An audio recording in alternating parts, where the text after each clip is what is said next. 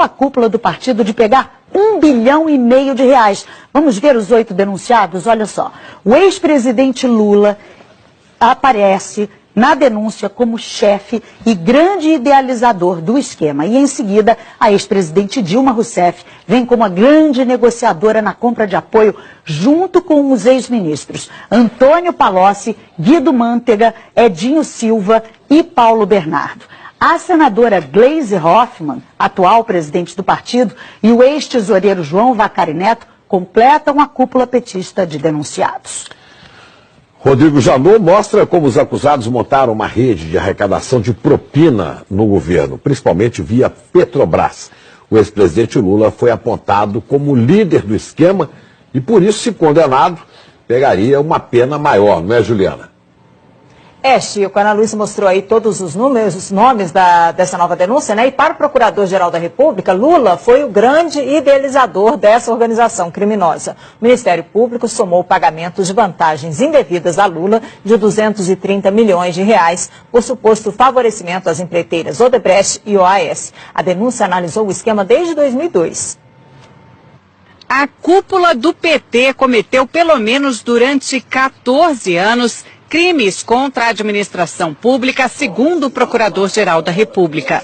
Na denúncia, ele fala que o esquema envolveu órgãos como Petrobras, BNDES e Ministério do Planejamento e que o esquema permitiu que os 8 petistas recebessem de propina quase R$1,5 bilhão.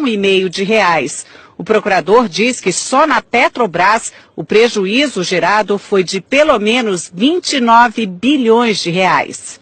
O documento fala que Lula foi um dos responsáveis pela constituição da organização e pelo desenho do sistema de arrecadação de propina, seja porque na qualidade de presidente da República por 8 anos, atuou diretamente na negociação espúria em torno da nomeação de cargos públicos com a intenção de obter de forma indevida o apoio político necessário junto ao PP, Partido Progressista, e ao PMDB, para que seus interesses e do seu grupo político fossem acolhidos no Congresso Nacional.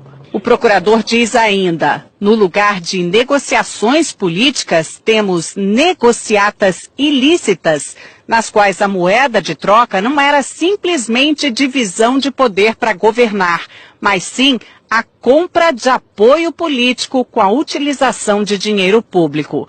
Rodrigo Janot define o ex-presidente Lula desse jeito, o grande idealizador da organização criminosa. E detalha os papéis de cada um dos denunciados. Relata que Lula, Dilma e o ex-ministro Antônio Palocci negociaram com o PMDB da Câmara apoio em troca de cargos públicos relevantes que poderiam ser instrumentalizados, como de fato foram, para a arrecadação de propina. Diz que o ex-tesoureiro João Vacari era o responsável pela cobrança de propina no varejo junto às diversas empresas que se relacionavam com o governo federal durante os governos Lula e Dilma. E que os ex-ministros Antônio Palocci e Guido Mantega eram os interlocutores diretos de Lula e Dilma nas negociações que envolviam a cobrança de propina em valores mais relevantes.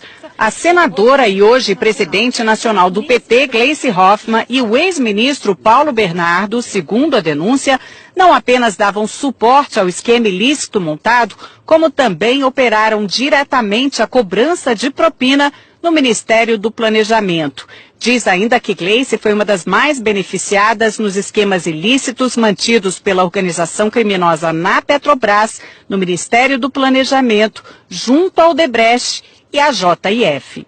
O procurador fala que o ex-ministro, hoje prefeito de Araraquara, Edinho Silva, teve uma participação mais relevante na organização na qualidade de coordenador da campanha presidencial de Dilma de 2014, quando substituiu Vacari na missão de arrecadar valores ilícitos em benefício daquela campanha. E afirma que a ex-presidente Dilma integrou a organização desde 2003, quando assumiu a convite de Lula o Ministério de Minas e Energia. A denúncia afirma que desde ali contribuiu decisivamente para que os interesses privados negociados em troca de propina pudessem ser atendidos, especialmente no âmbito da Petrobras, da qual foi presidente do Conselho de Administração entre 2003 e 2010. Outro trecho do documento diz que chama atenção a quantidade de contas correntes de propina mantidas pelos petistas junto a grupos empresariais dominantes no cenário econômico brasileiro. Foram identificadas pelo menos 5 contas instituídas em benefício do grupo político dos 8 petistas denunciados, junto a Odebrecht, JF, OS, UTC, ao escritório de advocacia de Guilherme Gonçalves, além do ajuste de propina com dirigentes da Andrade Gutierrez. A Procuradoria quer que os 8 denunciados paguem juntos 6,8 bilhões de reais. Seriam 6 bilhões e meio de reais para a Petrobras, mais 150 milhões de reais por danos materiais e outros 150 milhões por danos morais, por lesões à ordem econômica, à administração da justiça e à administração pública. O procurador-geral, Rodrigo Janot, quer que os 8 petistas sejam condenados pelo crime de participação em organização criminosa, com pena maior para o ex-presidente Lula apontado como líder. Apesar de nem todos terem foro privilegiado, como Gleice Hoffmann é senadora, essa denúncia foi feita aqui no Supremo. Agora, cabe ao ministro Luiz Edson Fachin, relator da Lava Jato, notificar os denunciados para que eles apresentem a defesa, para então levar o caso até a segunda turma aqui do tribunal, que vai decidir se eles viram ou não réus. Dos 8 denunciados, só os ex-ministros Edinho Silva e Guido Mantega ainda não são réus na Lava Jato. Lula já é réu em 5 ações penais, 3 em Brasília e 2 no Paraná, sendo que em uma delas já foi condenado e recorre em liberdade. No Congresso, petistas não quiseram falar de jeito nenhum sobre a nova denúncia, que acabou repercutindo em outros partidos. O que nós vimos diante da denúncia é que o PT não apenas governou um país, mas uma máquina de corrupção para financiar um projeto de poder. É algo que pode dar em todos nós um certo desânimo, desencanto, mas é também algo que tem que dar alguma esperança de que pelo menos esse tipo de prática está sendo denunciado e os crimes estão sendo apurados.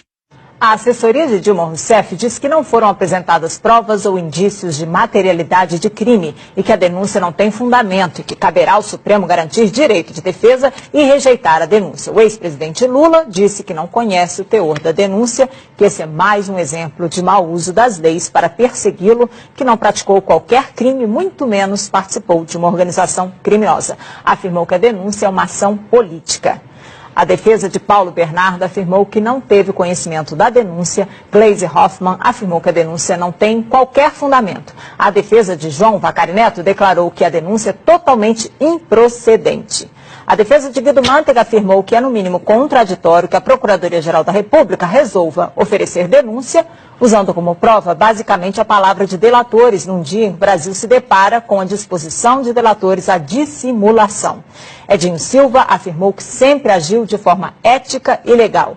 A defesa de Antônio Palocci não quis se manifestar. Ana, Chico. Obrigada, Juliana. Os valores da propina impressionam demais. 1,5 bilhão de reais é dinheiro que não acaba. A gente vai a Brasília conversar com Alexandre Garcia. Alexandre, os valores são inacreditáveis, né? Pois é, as pessoas comuns não fazem ideia aí do que seja 1,5 bilhão, né? 1,5 bilhão atribuídos pela Procuradoria-Geral da República a 8 pessoas. Mas é mais ou menos como multiplicar aquele apartamento banco do Gedel por 30 vezes o que foi contado ontem na Bahia. E Janot, que confessou ter agido por medo e não por coragem, né, ao reagir às novas revelações envolvendo o procurador Marcelo Miller e a JBS, e que parecia atingido por uma flechada de Joesley, mostrou que ainda tem flechas e alvejou ontem, como a gente viu aí, uma parte do esquema petista, né, desde ex-presidente da República até a presidente do partido. Reagiu e não se sabe se já usou todas as flechas ou ainda haverá mais bambu nesses 10 dias depois de homologada a colaboração premiada do doleiro do PMDB, Lúcio Funaro. Olha, aquele apartamento emprestado na Bahia cheio de dinheiro é um retrato da corrupção brasileira.